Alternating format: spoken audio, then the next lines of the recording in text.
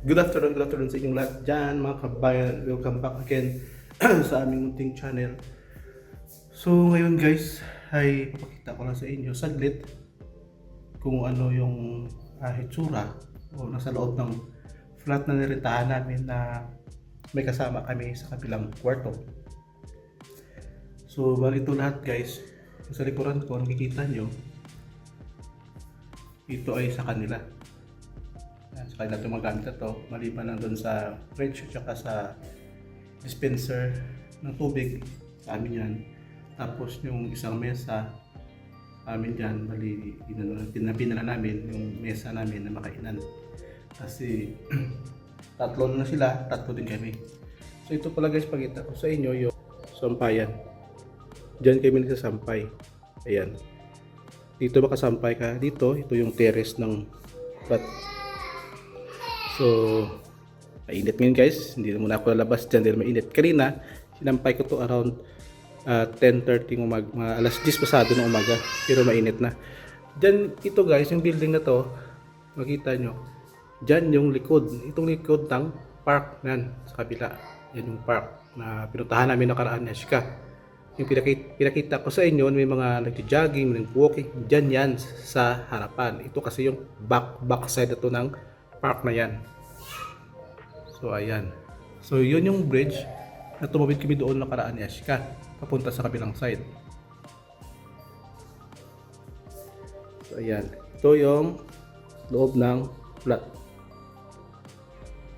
So lahat ng mga gamit na ito na iba sa kanila yan kasi sila yung unang nakatira dito. Ito yung kitchen namin. Ito yung kitchen. So ito yung kusina guys.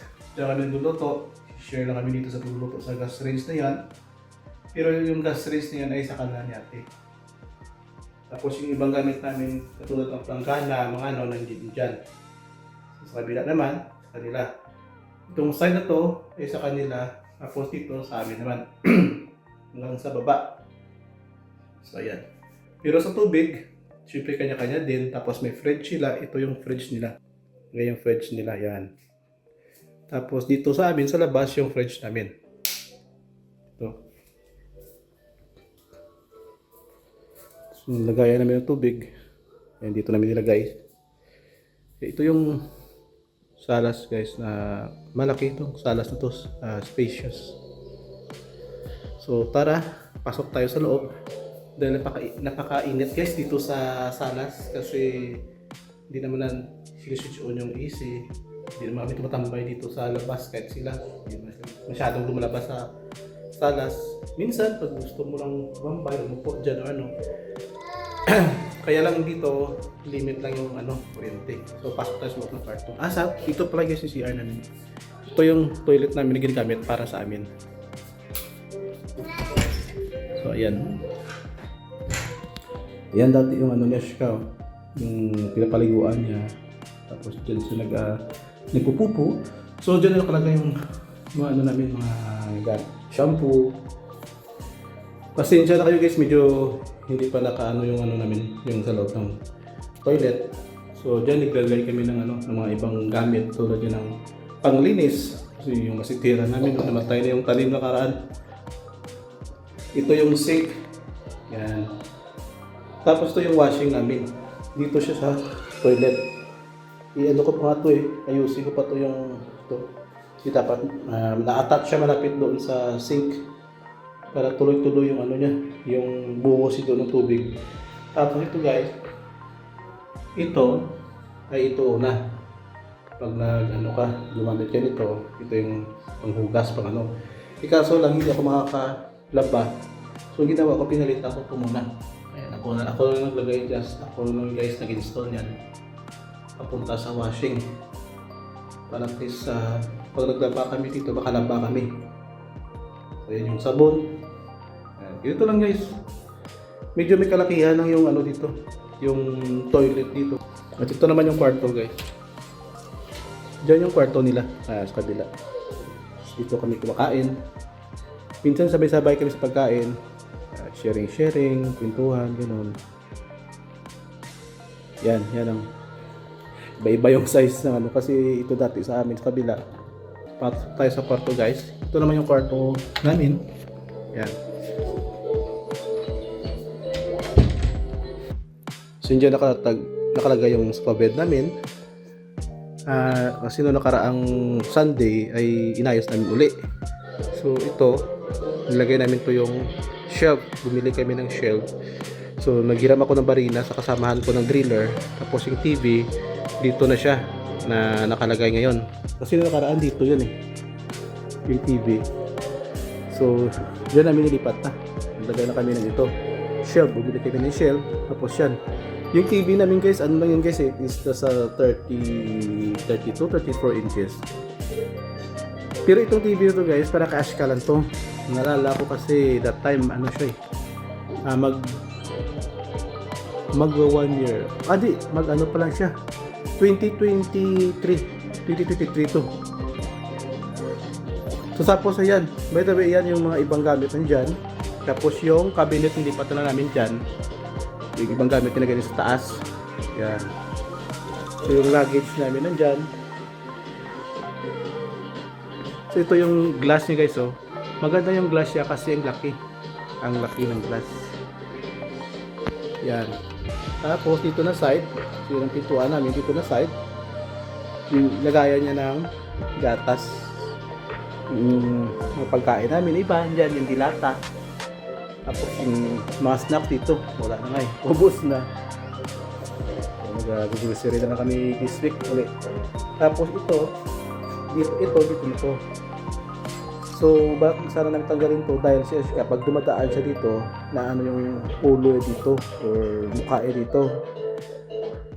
Dahil nilipat na lang namin to. Ito yung kama namin guys, sa center na lang, dito lang namin nilipat. Yan, dito lang namin nilipat yung kama. Pa dito na kami sa center. So may bintana pa dito na isa. Buksan natin guys Yung hindi ko lang guys na notice pa dito nung pag-check namin, makikita nyo yan. Ano siya ayun, wall to wall siya sa taas. Pinakamataas andun yung pinaka-open. Kaya siguro yung setup nila ganito. Yan. Makikita nyo, ito yung dalawang toilet. Sa kanila yung isa, sa amin yung isa. Yung hindi lang kagandahan dito kasi harap ng window mo is wall to wall lahat. Ito yung setup ng building. Yan lang yung kagandahan dito. Dahil katulad dyan guys, dahil pag pinatay ko yung mga ilaw namin, ang dilim dito guys. Ang dilim dito. I-check natin mamaya. Pakita ko sa inyo itong side ng window. So ayan. Dito mas malaki konti. Ito kusina din. Yan yung sa entrance namin papasok mo. So yung kusina dito sa setup ng building na to, siguro yung both side nakaharap hanggang doon sa taas. Ayan. Ayan. So pag sinatay ko to guys, pag switch off ko to yung ilaw to guys, tignan nyo guys ano na mangyayari. Ayan. See? Dilim. Diba ba dilim? So, dyan na area lang yung makikita kung dito ka sa loob na maliwanag. Yan. Dito sa loob namin, madilim. Kahit dito sa kabila, ganun din guys. Same lang din yan guys.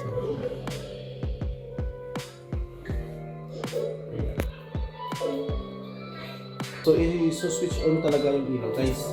Para halimbawa may gawin kayo, magsulat o maglalaro siya ka, siyempre hindi makikita kung ano dinadampot ka kung maglaro siya, medyo madilim. Yun ang ko dito yung fan ko, madilim lang. Hindi katulad sa kabila doon. Kasi sa kabila ng side, doon sa kabila, bintana din, katulad dito. So tapos sa harap naman namin, mayroon bintana. So kahit maglagay kami ng kortina doon, kahit nga sa gabi doon, makikita mo yung liwanag sa labas. Dahil malapit din doon sa poste.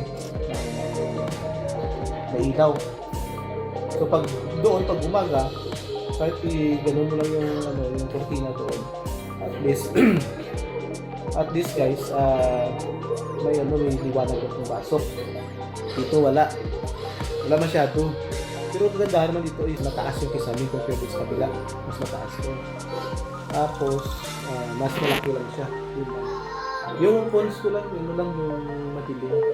So, need mo talaga kahit isang area dito na may ilaw, i-switch mo rin. Pag natutulog kami sa gabi, may binili kami parang parang LED na may lamp.